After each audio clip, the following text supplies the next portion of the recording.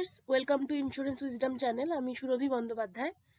আমরা পড়ছি IC 57 fire and consequential loss ইন্স্যুরেন্সের chapter 2 add on covers and special policies. Chapter 2 এর part 1 আমরা আগের দিন পড়েছিলাম, আজকে আমরা পার্ট 2টা পড়ব। তো চলো শুরু করা যাক। তো আমরা জানি যে আমরা পার্ট 2তে পড়ছি হচ্ছে অ্যাড অন কভার্স। তো এই অ্যাড অন কভার্স এর আগের দিন আমরা 6 অবধি পড়েছিলাম, আজকে 7 থেকে শুরু হবে। আজকে দেখবো আমরা architects etcetera fees in excess of 3%, মানে 3% অবধি আর্কিটেক্টসের ফিজ বা এরকম কোনো প্রফেশনালের ফিজ ইনক্লুডেড থাকে নর্মাল পলিসিতে। তার ওপরে যদি কোনো ফিজ লাগে তাহলে সেটা নেওয়ার জন্য অ্যাড অন কভার নিতে হবে। The fire policy covers architects etc. fees up to 3% of the claim amount. 3% of the claim amount fees normal policy te cover পাওয়া যায়। The add-on permits expenses up to 7.5% of admitted loss towards fees in connection with the superintendence of the reinstatement for building machinery, accessories and equipment. তাহলে তার থেকে বেশি মানে 3% থেকে 7.5% of the claim অ্যামাউন্টের যে ফিসটা সেটার জন্য অ্যাড অন কভার নিতে হবে। It is to be understood that this add-on does not cover cost in connection with the preparation of insured's claim or estimate of loss in the event of damage by insured's peril. মানে এই কভারটা কিন্তু architect বা বিভিন্ন রকম প্রফেশনালের ফিজের জন্য মানে দেওয়া হবে, কিন্তু ধরো কোনো ক্লেম প্রিপারেশনের জন্য বা ক্লেম প্রসেস জানার জন্য ইনশিওর্ড কোনো কনসালটেন্টের হেল্প নিল, সেই বা গাইডেন্স নিল, এবং তার জন্য যদি কোনো ফিজ হয় তাহলে সেটা কিন্তু এর মধ্যে কভার থাকছে না। এটা কভার থাকছে যে যদি কোনো আর্কিটেক্টসের কনসালটেশন বা কোনো রকম কনসালটেন্সি যদি কারোর থেকে নেওয়া হয়, সেটা regarding reinstatement for building, regarding machinery, accessories and equipment, তাহলেই সেটা পেয়েবল। নেক্সট হচ্ছে debris removal in excess of 1%। মানে ডেব্রিজ রিমুভাল 1%-এর নিচে যদি হয় তাহলে সেটা নর্মাল পলিসিতে কভার থাকে। The extension endorsement provides cover for debris removal in excess of 1% up to 10%। এটা কভারের জন্য 1%-এর বেশি যদি ডেব্রিজ রিমুভালের কস্টিং হয়ে যায় 10% পর্যন্ত সেটা অ্যাড অন কভারে, অ্যাড অন পলিসিতে কভার করা যেতে পারে। নেক্সট হচ্ছে omission to insure additions, alteration or extension clause. দেখো কি বলছে, বলছে যে the extension is applicable to all new buildings or machinery, plant and other contents, means furniture and fittings and not stocks. তাহলে এই এক্সটেনশনটা হতে হবে হচ্ছে ফার্নিচার এবং ফিটিংসে, স্টকসের জন্য কিন্তু এটা থাকছে না। তাহলে কি বলছে যে the extension is applicable to all new buildings and or machinery, plant and other contents declared which the insured may erect or acquire or for which they may become responsible. মানে ধরো যদি কোনো প্রপার্টি ধরো add on হচ্ছে পরে, যেটা পলিসিতে main পলিসিতে যেটা বলা নেই, এটা ধরো পরে অ্যাড অন হয়ে যাচ্ছে কিন্তু সেটা ডিক্লেয়ার করা হচ্ছে না, কিন্তু তা সত্ত্বেও সেটা অ্যাড অন পলিসিতে নেওয়া থাকলে, মানে এই ক্লজটা যদি অ্যাড অন করা থাকে, omission to insure addition and alteration আর এক্সটেনশন ক্লজ যদি অ্যাড অন নেওয়া থাকে তাহলে সেটা কভার হয়ে যাবে। কিন্তু এটা কিন্তু স্টকের ক্ষেত্রে অ্যাপ্লিকেবল নয়। এটা কিসের ক্ষেত্রে অ্যাপ্লিকেবল? বিল্ডিং হতে পারে, মেশিনারি হতে পারে, কোনো রকম প্ল্যান্ট হতে পারে, বা কোনো রকম ফার্নিচার আর ফিটিংস হতে পারে।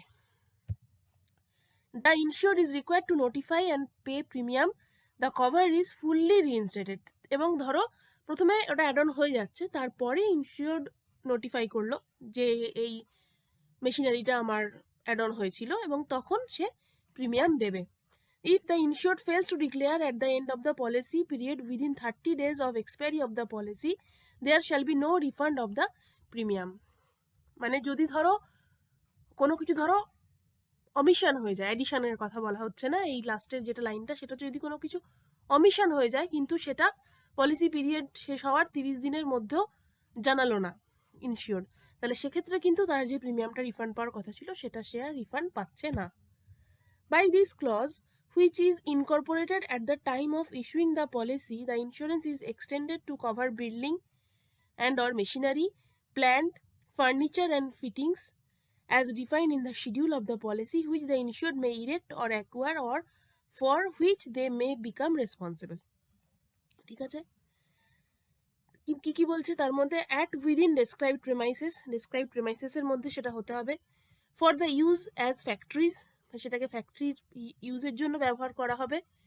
The salient features of the clause আর, এই ক্লজের কিছু ফিচার্স রয়েছে, কি কি ফিচার্স দেখো, the liability under this extension shall not exceed 5% of the sum insured under the relevant property. তাহলে সেই প্রপার্টিটার ম্যাক্সিমাম এক্সটেনশন হতে পারে ম্যাক্সিমাম 5% অবধি, তার থেকে বেশি কিন্তু কভার আর হবে না। Additional premium on 5% of the sum insured at the policy rate is collected in advance.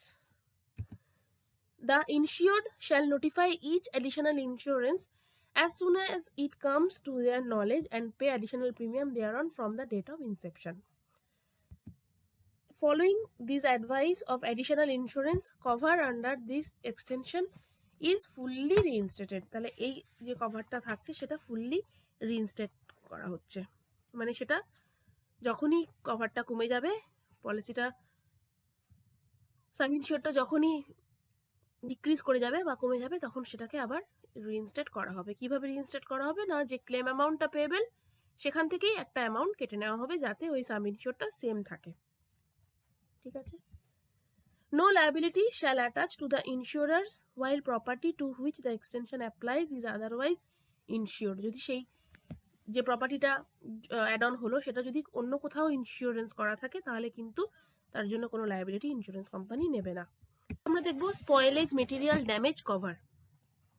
দেখো কি বলছে, the policy may be extended to cover material damage by perils causing spoilage. Basically কি বলা হচ্ছে, ধরো এটা মানে এটা হচ্ছে একটা মানে স্পয়েলেজ মেটেরিয়াল ড্যামেজ কভার হচ্ছে একটা অ্যাড অন কভার, যেটা যে কোনো রকম বিজনেস, সেই বিজনেসে যদি কোনো ফাইন্যান্সিয়াল লস হয়, কিভাবে না, ধরো কোনো রকম গুডস সেখানে স্পয়েলড হয়ে গেল, ধরো যেরকম সেটা পেরিশেবল গুডস হতে পারে, র মেটেরিয়ালস, স্টক, এগুলোর যদি কোনো লস হয় বা ধরো কোনো রকম ইন্টারাপশনের জন্য বা বিজনেসের সিসেশন হলো তার কারণে যদি কোনো যে প্রোডাকশানে যদি কোনো লস হয়, এই ধরনের লসকে এই অ্যাড অন কভার দ্বারা কভার নেওয়া যেতে পারে। এবং কোনো রকম মেশিনারি বা কোনো রকম মেটেরিয়ালসের ড্যামেজ হলেও কিন্তু সেটা এই কভারেজ করা থাকে। দেখো loss of stock in process, আর একটা কি বলছে, damage to machinery, containers and equipment. Basically কি হয়,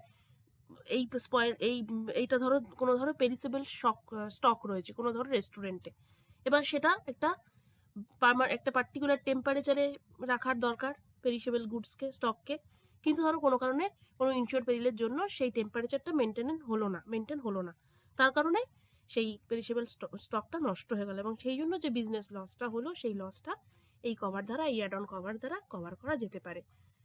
The cover must be for all stocks and machinery, containers and equipment, some being declared for each block and subject to condition of average. এই কভারটা সব কিছুর জন্যই থাকছে, stocks, machinery, container and ইকুইপমেন্টের জন্য থাকছে, এবং এগুলোর জন্য আলাদা আলাদা করে সাম ইনশিওরটাও কিন্তু ডিক্লেয়ার থাকছে। নেক্সট হচ্ছে লিকেজ অ্যান্ড কন্টামিনেশন কভার।